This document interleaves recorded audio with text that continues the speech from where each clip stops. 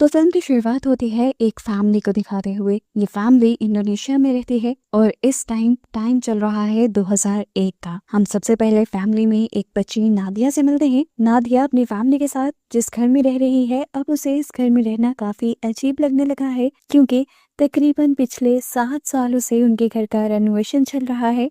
उनका घर काफी गंदा रहता है, लेकिन आज तक उनका घर कंप्लीट नहीं हुआ। और उससे अजीब बात ये कि अब उसकी मॉम बहुत ही बुरे तरीके से बीमार हो गई हैं। उनको कोई ऐसी बीमारी है जिसे डॉक्टर्स डायग्नोस नहीं कर पा रहे और उनका इलाज भी नहीं हो पा रहा। नादिया अपनी मॉम को लेकर भी काफी ज्यादा परेशान रहती है और उसकी मॉम भी अब इन सारी चीजों से थक चुकी हैं, तंग आ चुकी हैं। इसी इमोशनल मोमेंट में वो नादिया से कहती है कि तुम और तुम्हारा भाई कभी अपने डैड का साथ मत छोड़ना। वो जो कर रहे हैं उनमें हमेशा उनका साथ देना। ये कहते हुए अचानक उनकी तबीयत बहुत ज़्यादा ख़राब हो जाती है।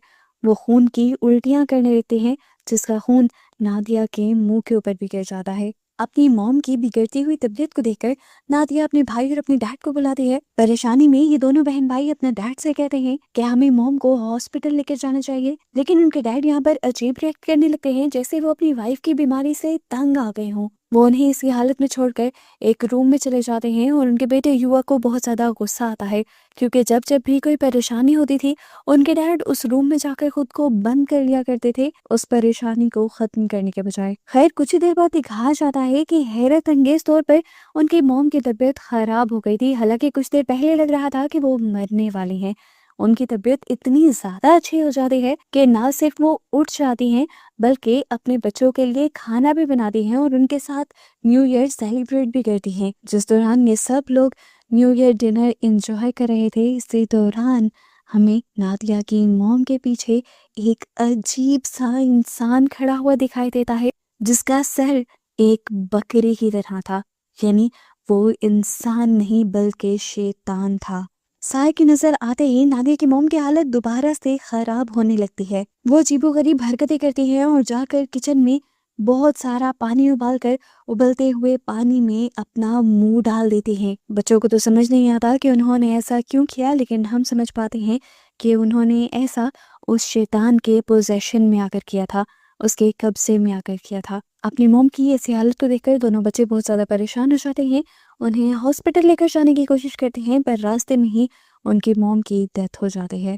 अब सीन कट होता है और हमें 3 माह बाद का टाइम दिखाया जाता है। नादिया की मॉम के मरने के बाद चीजें वापस रूटीन पे आने लगी हैं। ये लोग लाइफ में आगे बढ़ने की कोशिश कर रही हैं और पता चलता है कि नादिया की मॉम के मरने से कुछ दिन पहले ही जो उनके हस्बैंड ने एक शॉप बनाई थी, वो अब बहुत ज्यादा अच्छी चलने लगी है। इतनी अच्छी कि आसपास की सभी शॉप्स का बिजनेस डाउन हो गया है और सारा प्रॉफिट तकरीबन शांतों को ही आ रहा है। लेकिन इस सब के बावजूद भी उनके बच्चे अभी लाइफ में नॉर्मल नहीं हुए। सबसे ज्यादा इफेक्टेड योगा है, जिसे अपनी मॉम के मरने के दुख ने तकरीबन पागल सा कर दिया है। उसे अब अजीबोगरीब चीजें दिखाई देती हैं। जिस तरह अभी भी जब नादिया उसके पास आती है तो वो ठीक उसी जगह बैठा होता है जहाँ पर उसकी मॉम ने खून की उल्टी की थी आखिरी मर्तबा। अचानक से वो देखता है कि वहां की टाइल्स हिलने लगते हैं। टाइल फटकर 2 शैतानी हाथ बाहर निकलते हैं और उसे पकड़कर उस टाइल के अंदर गड्ढे में लेकर जाने लगते हैं। और गड्ढे के अंदर नॉर्मल दुनिया नहीं बल्कि हेल है, जहन्नुम है, जहाँ से बहुत सारे बिच्छू निकलकर भी योगा को बहुत ज्यादा डरा रहे थे। जिसे देखकर योगा चीखें मारने लगता है और इस टाइम उसकी बहन उसे संभालती है और बताती है कि यहाँ पर ऐसा कुछ भी नहीं हुआ था। जो कुछ उसे देख रहा था वो उसकी अपनी ही हेलुसिनेशंस थी। उसकी मॉम की मौत के दुख ने उसे बहुत ज्यादा पागल कर दिया था और आज इसी दुख में वो अपने डैड के साथ बदतमीजी भी कर देता है और उनसे पूछता है, आखिर कब खत्म होगा आपका ये तमाशा? क्यों हम इस घर से नहीं जाते? जब से हम इस घर में आए हैं तब से इस घर का रेनोवेशन चल रहा है, घर को आप साफ नहीं करने देते, इसी वजह से हमारी मॉम बीमार हुई और मर भी गई। पता नहीं क्या चाहते हैं आप, क्या हम सब मर जाएं? इन सारी बातों के गुस्से में आकर योगा के डैड उसे थप्पड़ मार देते हैं। नादिया उसे संभालते हुए रूम में ले जाती है और उसे समझाती है कि उसे अपने डैड से बदतमीजी नहीं करनी चाहिए। योगा अब सोने की तैयारी ही कर रहा था, लेकिन अचानक से उसे अपनी मॉम की आवाज सुनाई देती है किचन से। वो फौरन उठकर जब चेक करने के लिए जाता है तो उसे कॉरिडोर में ही एक बच्ची भागती हुई दिखाई देती है, जो कि उनके घर में रहती भी नहीं थी। खैर, वो इस चीज को इग्नोर करते हुए अब किचन में चला जाता है और वहां उसे अपनी मॉम खड़ी हुई दिखाई देती है। लेकिन इससे पहले कि वो कोई बात कर पाता, उसे किसी के कदमों की आहट सुनाई देती है। सामने से वो एंटिटी, वो लेडी भी गायब हो जाती है और योगा जल्दी से यहाँ पर छुप जाता है। वो देखता है कि यहाँ पर उसके डैड आए थे, जो आते ही एक बड़ी सी नाइफ लेते हैं और लाइट ऑफ करके यहाँ से जाने लगते हैं। योगा जल्दी से अपने कमरे में चला जाता है, जिसके बाद वो देखता है कि उसके डैड उन दोनों बहन भाइयों को चेक करने के लिए उनके रूम में भी आए थे। जब उन्हें कंफर्म होता है कि वो सो रही हैं, तो वो अपने सीक्रेट रूम में चले जाते हैं। योगा ठान लेता है कि आज तो वो देख कर ही रहेगा कि उसके डैड रात को करते क्या हैं। इसीलिए खामोशी से वो अपने डैड का पीछा करता है और उनके सीक्रेट रूम के पास पहुंचकर की होल से अंदर देखता है। वहां जो कुछ भी था वो बहुत ज्यादा डरा देने वाला था और इस चीज का अंदाजा हम योगा के फेस से लगा पाते हैं। लेकिन वहां असल में हो क्या रहा था ये हमें फिलहाल नहीं दिखाया जाता। अब सीन कट होता है और डायरेक्ट हमें 11 साल बाद का सीन दिखाया जाता है।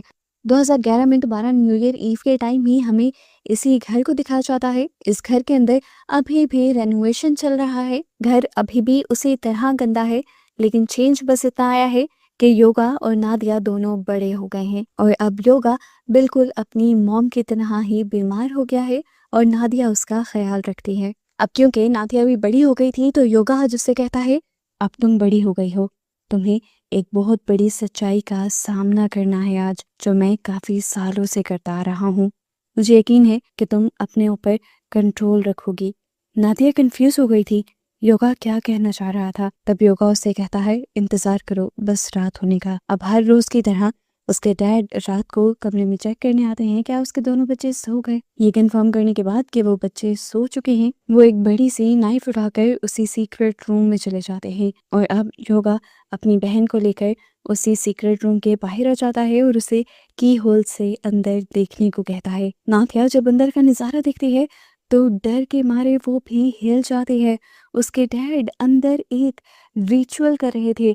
सामने उन्होंने एक शैतान का सर रखा हुआ था और फिर वो एक ब्लैक गोट का सैक्रिफाइस देते हैं। उसका खून वो उसी शैतान के सर पर भी डाल देते हैं और फिर खुद पीकर अपने ऊपर भी उसका खून डाल देते हैं।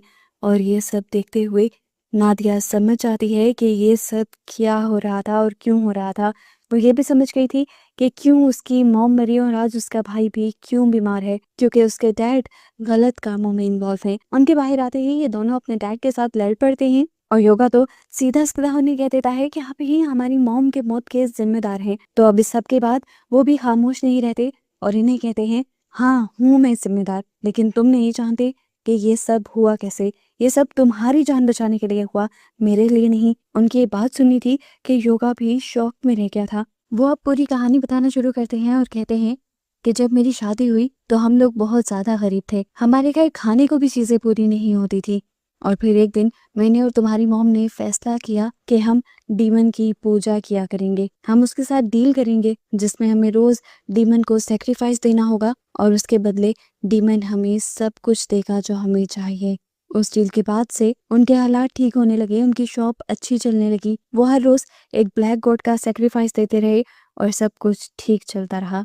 पर एक दिन वो डीमन योगा की जान लेने के लिए आ गया, क्योंकि ये भी उसकी डील की एक शर्त थी कि वो उनके सबसे बड़े बच्चे को ले लेगा। और उसी बच्चे को बचाने के लिए असल में योगा की मॉम ने उससे बार्गेन किया। तुम्हारी मॉम ने उस शैतान से कहा कि वो तुम्हें छोड़ दें और उन्हें मार दें, और यही वजह है कि आज तुम लोग जिंदा भी हो और एक अच्छी जिंदगी भी गुजार रहे हो।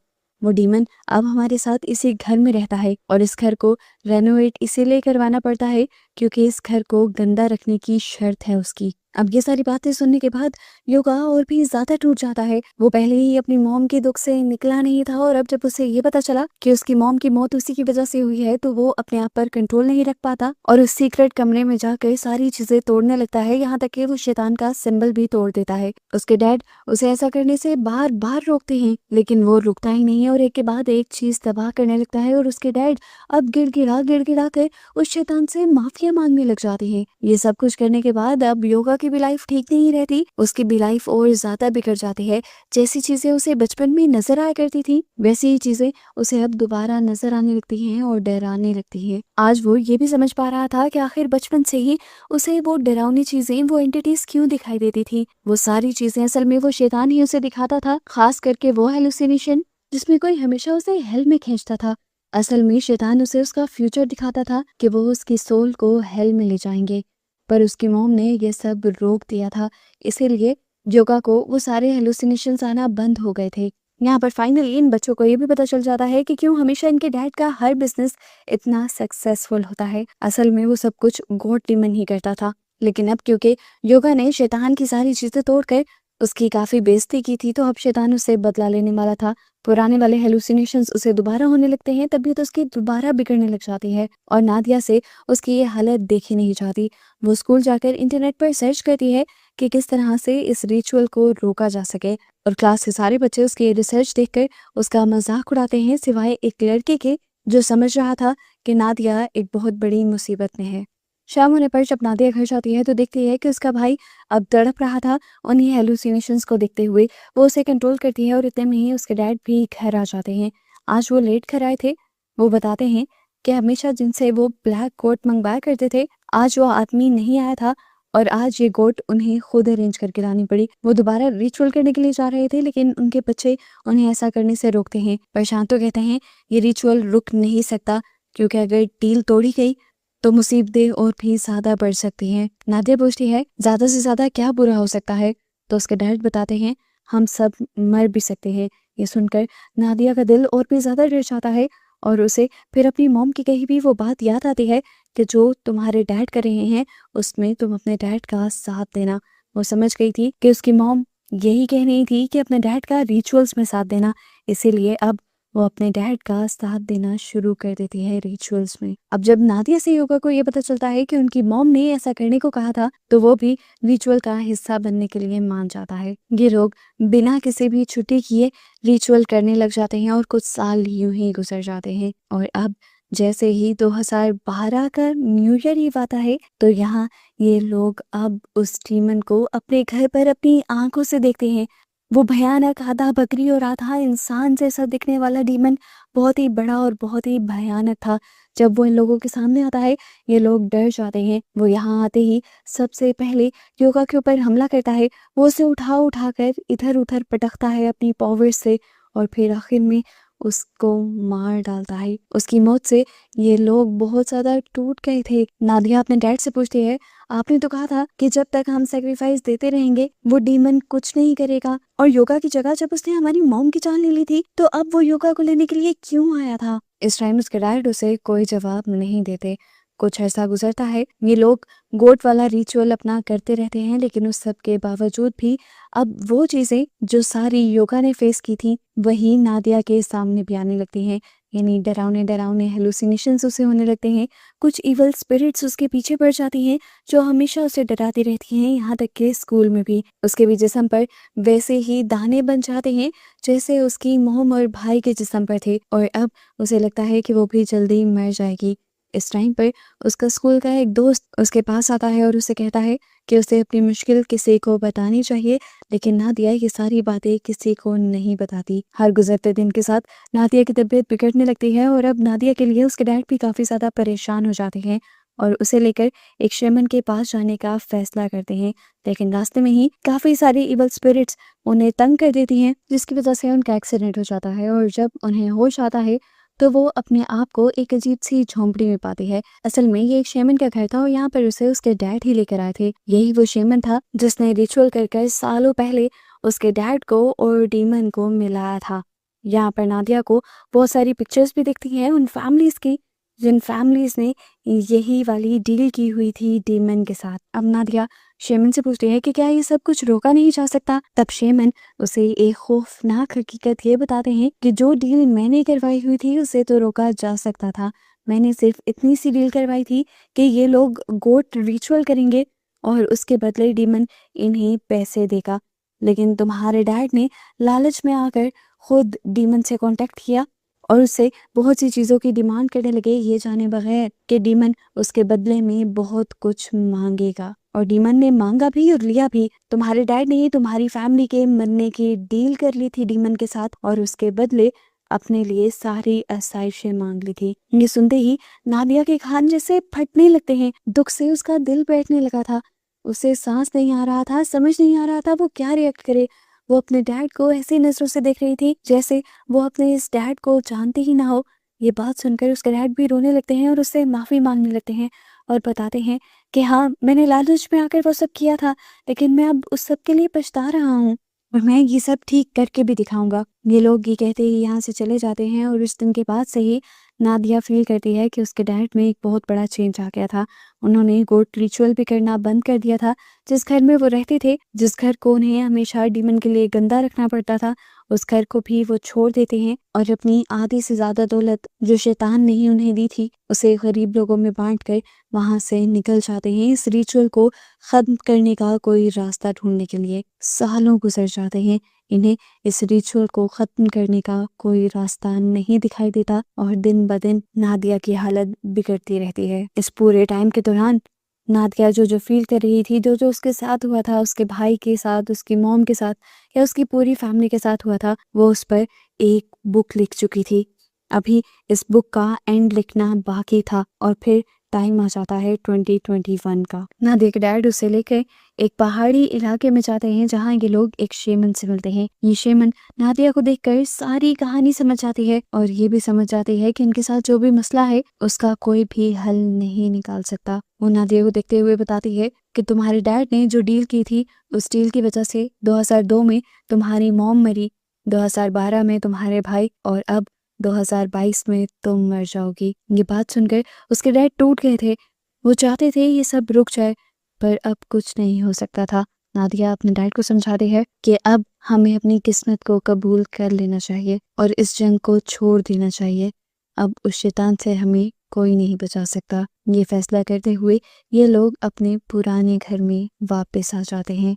अपने शहर में वापस आने के बाद नादिया अपने स्कूल के फ्रेंड से मिलती है जो हमेशा उसे खुश रहने में मदद करता था और उसकी बात को समझता था। उसी ने नादिया को मशवरा दिया था अपने से जुड़ी सारी प्रॉब्लम्स को एक डायरी में लिखने का, और वो डायरी लिखते लिखते एक किताब बन चुकी थी। वो इस किताब को उस फ्रेंड को देती है और फिर घर वापस आ जाती है क्योंकि आज न्यू ईयर आने वाला था, 2022 का शुरू, और हर 10 साल के बाद आने वाले न्यू ईयर पे इनकी फैमिली मारी जाती थी। नादिया और उसके डैड उदास दिल के साथ डाइनिंग टेबल पर बैठे हुए थे और जानते थे कि आज क्या होगा। यहाँ पर नादिया के डैड उसे अपने प्यार का यकीन दिलाते हैं और उसके बाद नादिया अपने डैड से कहती है कि आप यहाँ से बाहर चले जाएं, क्योंकि वो जानती थी कि उसके डैड उसकी मौत को नहीं देख पाएंगे। अब जैसे ही ठीक 12 बजते हैं, वो डीमन इस कमरे में आ जाता है।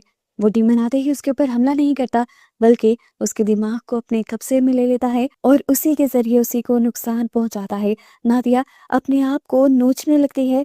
वो अपना मुंह इतना ज्यादा नोचती है कि उसकी स्किन उतर कर नीचे गिर जाती है और उसके बाद वो अपने पास पड़े चाकू से अपना गला काटकर अपनी जान दे देती है। उसके मरते ही अब उसके डैड भी जैसे पूरी तरह टूट जाते हैं। उन्होंने भी अब जैसे अपनी जिंदगी को खत्म कर लिया था और इसी घर में अपने आप को कैद कर लिया था।